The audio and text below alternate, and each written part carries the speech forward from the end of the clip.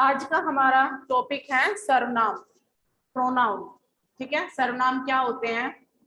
इससे पहले हमने पढ़ा था संज्ञा। संज्ञा किसे कहते हैं? संज्ञा के विकार पढ़ा था कि संज्ञा का विकार किन किन कारणों से होता है, किन किन शब्दों के कारण होता है। तो हमने संज्ञा के विकार में पढ़ा था लिंग वचन कारक के कारण संज्ञा में परिवर्तन। विकार का क्या अर्थ होता है? परिवर्तन। ठीक है, तो आज हम पढ़ेंगे सर्वनाम। सर्वनाम क्या होते हैं?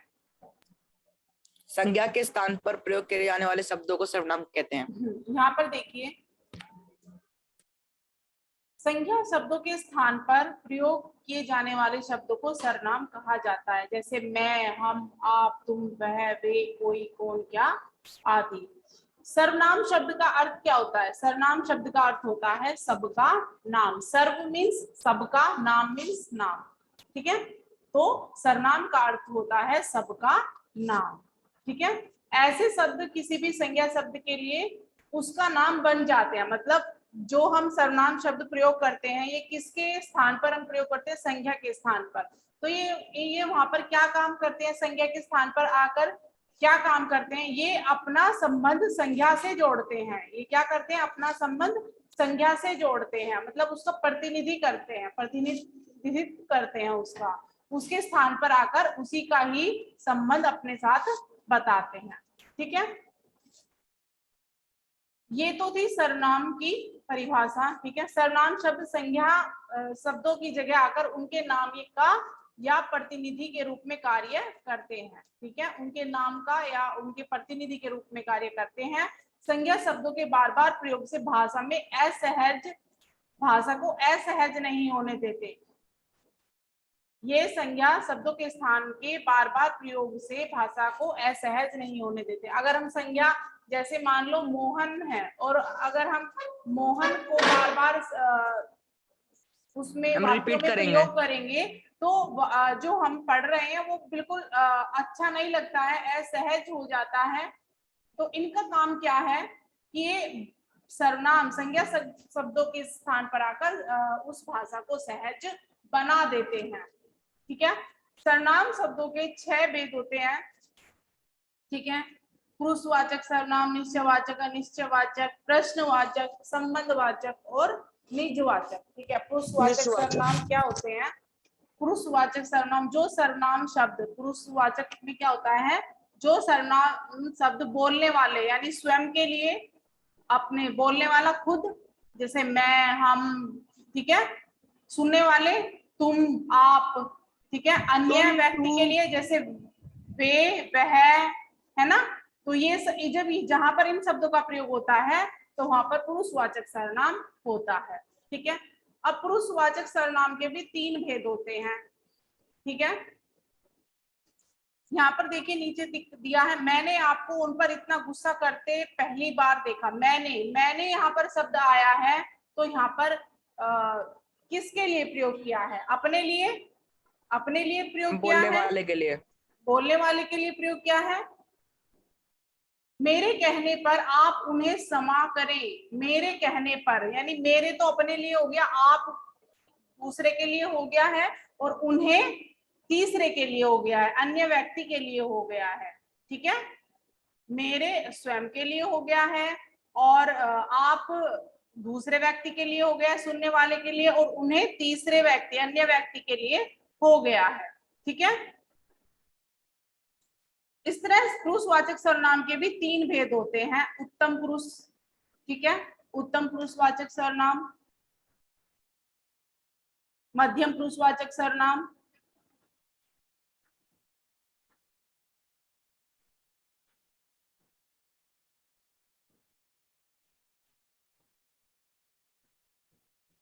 ठीक है, अन्य पुरुषवाचक सर्वनाम। जो उत्तम पुरुषवाचक सर्वनाम होते हैं वो किसके लिए प्रयोग किए जाते हैं? बोलने वाले यानी वक्ता के लिए। वक्ता कौन होता है? बोलने वाला। वक्ता कौन होता है? बोलने वाला।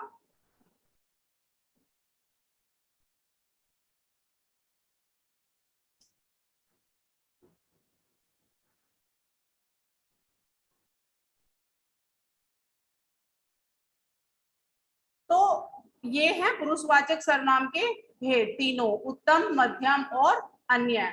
उत्तम में अपने लिए, मध्यम में सुनने वाले के लिए, और अन्य में किसी तीसरे व्यक्ति के लिए। ठीक है, अब है निश्चयवाचक सर्वनाम। निश्चय का नाम से ही स्पष्ट है, जो निश्चित हो। निश्चय का अर्थ होता है जो निश्चित हो।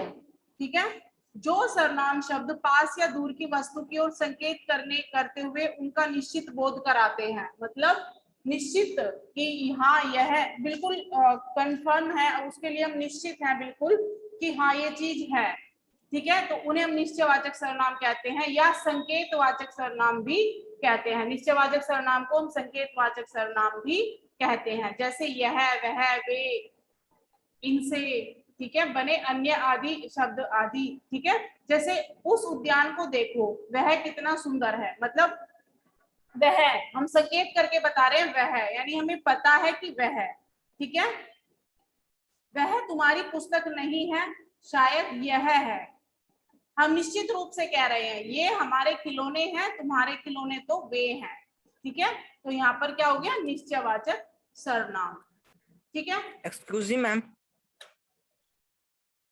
हम शायद शब्द में निश्चित के लिए यूज होता है? नहीं।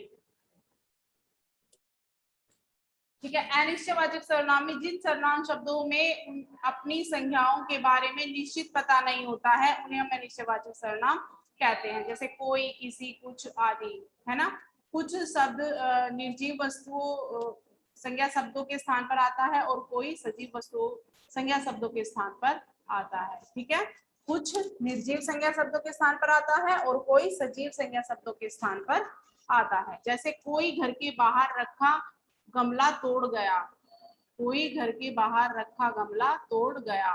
तुमसे किसी ने पुस्तक तुम में से किसी ने यह पुस्तक फाड़ी है। तुम में से किसी ने तो यह पुस्तक फाड़ी है। चाय में कुछ गिर गया है। इन बच्चों ने जरूर कुछ किया है, तभी उन्हें डांट पड़ रही है। ऊपर दिए गए वाक्यों में आए कोई, कुछ और शब्दों के संज्ञाओं का सही पता नहीं चल रहा है। ठीक है, इस कारण ये अनिश्चयवाचक सर्वनाम है। कोई मतलब हमें पता नहीं है कौन, कुछ से भी अनिश्चय का पता बोध हो रहा है, तो यहाँ पर अनिश्चयवाचक सर्वनाम है। फिर है प्रश्नवाचक सर्वनाम। क्या होते हैं, जिन सर्वनाम शब्दों से अपनी संज्ञाओं के बारे में प्रश्न का बोध होता है उन्हें प्रश्नवाचक सर्वनाम शब्द कहते हैं, जैसे क्या, किसका, कौन, कहाँ। ठीक है, यह कौन सी पुस्तक है, इसके लेखक कौन है, तुम्हारा नाम क्या है, तुमने इसे कहाँ से खरीदा। ये सब क्या है, प्रश्नवाचक सर्वनाम। ठीक है, उसके बाद आता है आपका संबंधवाचक सर्वनाम। ठीक है, उसके बाद आता है संबंधवाचक सर्वनाम। जो सर्वनाम शब्द आपस में संबंध बताने का कार्य करते हैं उन्हें संबंधवाचक सर्वनाम कहते हैं। है ना, ये दो उपवाक्यों को जोड़ने का कार्य भी करते हैं, जैसे जो, सो, है ना, जिसकी, उसकी, जिनको, उनको, ये सब संबंध जोड़ने का कार्य करते हैं, इसलिए ये सदा जोड़े के रूप में ही प्रयोग किए जाते हैं। जैसे जो लोग परिश्रमी नहीं होते वे कभी सफलता प्राप्त नहीं कर पाते हैं। जिसे नींद बहुत आती है वह जीवन का अमूल्य समय नष्ट कर देते हैं। जो सोता है सो खोता है, जिसकी लाठी उसकी भैंस, जो जीतेगा वही सिकंदर। तो इस तरह से इनका हम जोड़ों में प्रयोग करते हैं, इसलिए इनको संबंधवाचक सर्वनाम कहते हैं, क्योंकि ये संबंध बताने का, संबंध जोड़ने का कार्य करते हैं। ठीक है, उसके बाद है हमारा निजवाचक सर्वनाम। नाम से ही स्पष्ट हो रहा है, निजवाचक। निज का अर्थ होता है अपना। निज का अर्थ क्या होता है, अपना। ठीक है, जो सर्वनाम शब्द कर्ता के साथ अपने निजत्व यानी पूरी तरह से जुड़े रहने के बारे में, मतलब जुड़े रहने के बारे में बताते हैं, अपने आप को सर्वनाम शब्दों से कर्ता के साथ अपने आप को जोड़ लेते हैं। जो सर्वनाम शब्द कर्ता से अपने आप को जोड़ लेते हैं उन्हें निजवाचक सर्वनाम कहते हैं, जैसे स्वयं, खुद, अपने आप। ठीक है, जैसे हमें अपना काम खुद करना चाहिए या स्वयं करना चाहिए। किसान खेत में अपने आप काम करता है ना, मैं अपना सामान स्वयं उठा लूंगा या खुद उठा लूंगा। इस तरह से जब अपने आप पर कार्य करने का बोझ डाला जाता है, बताया जाता है अपने बारे में, तो वहां पर निजवाचक सर्वनाम होता है। ठीक है, अब देखिए आप का प्रयोग कितने सर्वनामों में होता है। देखो आप, जैसे आप किसके लिए प्रयोग करते हैं, हम पुरुषवाचक सर्वनाम में भी करते हैं ना, जैसे आप कहाँ गए थे, है ना। Yes ma'am. ठीक है, और दूसरा हम इसको निजवाचक सर्वनाम में भी प्रयोग करते हैं, जैसे मैंने यह कार्य अपने आप ही किया है। ठीक है, मैंने यह कार्य अपने आप ही किया है, तो यहाँ पर कौन सा सर्वनाम आया है, आप किसके लिए आया है, अपने लिए, यानी निजवाचक सर्वनाम होगा यहाँ पर। ठीक है, समझ में आया दोनों में क्या अंतर है। Yes ma'am. Yes ma'am. जैसे नीचे उदाहरण भी दिया है, आप कहाँ जा रहे हैं, तो मध्यम पुरुषवाचक सर्वनाम हो गया। आपको यह कार्य आप ही करना पड़ेगा, मतलब अपने आप ही करना पड़ेगा तुम्हें, तो ये यहाँ पर किसके लिए प्रयोग किया है, निजवाचक सर्वनाम के लिए। ठीक है, अब सर्वनाम शब्दों के प्रयोग में सावधानियां, सर्वनाम शब्दों के प्रयोग में निम्नलिखित सावधानियां बरतनी चाहिए। बोलचाल व लिखित दोनों रूपों में मेरे को, तेरे को, हमारे को आदि का प्रयोग नहीं करना चाहिए, क्योंकि ऐसा प्रयोग एकदम अशुद्ध होता है। ठीक है, मेरे को ये बिल्कुल गलत है, तेरे को ये भी गलत है ना। मेरे को ये ऐसे नहीं लिखना है सर्वनाम शब्द में, ये गलत हो जाएगा।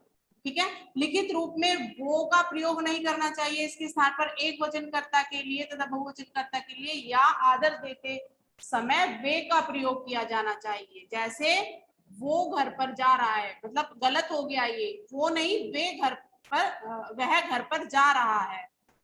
ठीक है, या वो घर जा रहे हैं, नहीं, गलत हो जाएगा, वे घर जा रहे हैं। ठीक है, तो इसलिए जो सही सर्वनाम शब्द है उसको सही ही बोलना चाहिए। ठीक है, या लिखना चाहिए। वह और वे ऐसे शब्द हैं जिनका प्रयोग पुरुषवाचक सर्वनाम तथा निश्चयवाचक सर्वनाम में किया जाता है। इनसे इनमें यह ध्यान रखना चाहिए, और वह वे के अर्थ में आए तो पुरुषवाचक सर्वनाम होगा, वह वे के अर्थ में आए तो पुरुषवाचक सर्वनाम होगा। अगर इसके विपरीत वह वे दैट दोस्त के रूप में आए तो वहां पर क्या होगा, निश्चयवाचक सर्वनाम होगा। ठीक है, तो ये आपका सर्वनाम शब्द थे। ठीक है,